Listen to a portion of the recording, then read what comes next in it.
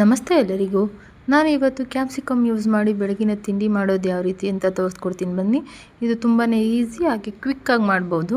ನಾನಿಲ್ಲಿ ಒಂದು ಬಾಣಲಿ ಕಾಯಕ್ಕೆ ಇಟ್ಟಿದ್ದೀನಿ. ಬಾಣಲಿ ಸ್ವಲ್ಪ ಬಿಸಿ ಆದ ನಂತರ ಸ್ವಲ್ಪ ಎಣ್ಣೆ ಆ್ಯಡ್ ಮಾಡ್ಕೋಬೇಕು. ಎಣ್ಣೆ ಸ್ವಲ್ಪ ಜಾಸ್ತಿ ಹಾಕ್ಕೊಂಡ್ರೆ ತುಂಬ ಚೆನ್ನಾಗಿರುತ್ತೆ. ಎಣ್ಣೆ ಹಾಕ್ಕೊಂಡ್ಮೇಲೆ ನಾನು ಇದಕ್ಕೆ ಕಡಲೆಬೀಜ ಕಡಲೆಬೇಳೆನ ಫ್ರೈ ಮಾಡ್ಕೊಳ್ತಿದ್ದೀನಿ. ಇದು ಒಂದು ಕ್ರಿಸ್ಪಿಯಾಗಿ ಫ್ರೈ ಆಗಬೇಕು.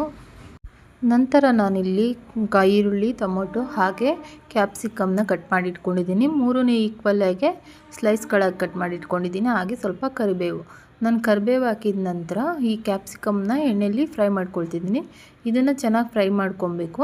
ನಂತರ ಇದ್ರ ಜೊತೆಗೆ ಈರುಳ್ಳಿನೂ ಕೂಡ ಈರುಳ್ಳಿ ಕ್ಯಾಪ್ಸಿಕಮ್ ಎರಡನ್ನೂ ಒಟ್ಟಿಗೆ ಫ್ರೈ ಮಾಡಿಕೊಂಡ್ರೆ ಬೇಗನೆ ಫ್ರೈ ಆಗುತ್ತೆ, ಹಾಗೆ ಟೈಮ್ ಸೇವ್ ಆಗುತ್ತೆ. ನಾನು ಇದು ನೋಡಿ ಈರುಳ್ಳಿ ಮತ್ತು ಕ್ಯಾಪ್ಸಿಕಮ್ ಎರಡನ್ನೂ ಸ್ಲೈಸ್ಗಳಾಗಿ ಕಟ್ ಮಾಡಿ ಇಟ್ಕೊಂಡು ಫ್ರೈ ಮಾಡ್ಕೊಳ್ತಿದ್ದೀನಿ. ತಿನ್ನೋಕೆ ತುಂಬ ಚೆನ್ನಾಗಿರುತ್ತೆ. ಕ್ಯಾಪ್ಸಿಕಮ್ನ ಎಣ್ಣೆಲಿ ಫ್ರೈ ಮಾಡ್ಕೊಂಡು ತಿಂದ್ರೇ ತುಂಬ ಚೆನ್ನಾಗಿರುತ್ತೆ. ಖಾರ ಏನಿರಲ್ಲ. ಹಾಗೆ ಟೊಮೊಟೊನೂ ಕೂಡ ಅದೇ ರೀತಿ ಕಟ್ ಮಾಡಿ ಇಟ್ಕೊಂಡಿದ್ದೀನಿ. ಇಷ್ಟನ್ನು ಹಾಕಿ ಚೆನ್ನಾಗಿ ಫ್ರೈ ಮಾಡ್ಕೋಬೇಕು.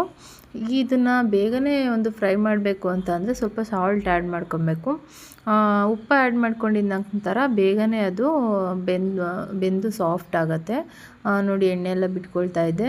ಈಗ ಇಷ್ಟು ಸಾಕು ಬೆಂದಿರೋದು. ಇದಕ್ಕೆ ಸ್ವಲ್ಪ ಕೊತ್ತಂಬರಿ ಆ್ಯಡ್ ಮಾಡ್ಕೊಳ್ಳಿ. ನಾನು ಏನು ಹಾಕ್ತಾಯಿದ್ದೀನಿ ಅಂದರೆ ಅವಲಕ್ಕಿ.